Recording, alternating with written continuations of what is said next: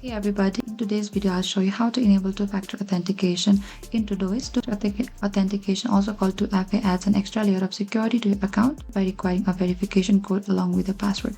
And this helps you keep your task and personal data safe. So let's get started. So first you need to open any of the web browser, either be the Google, Safari or the Edge.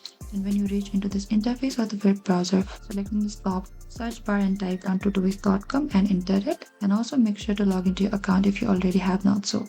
When you reach into this dashboard of your Todoist, in the top left, that's your profile icon here. Select to the profile icon.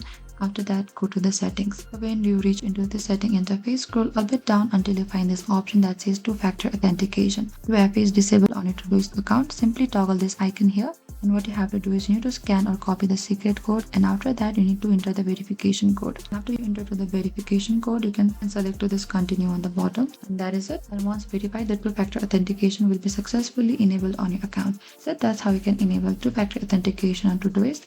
Thank you for watching this video. I hope I could help you. If you have any trouble or question, please comment down below and we will reach out to you very soon.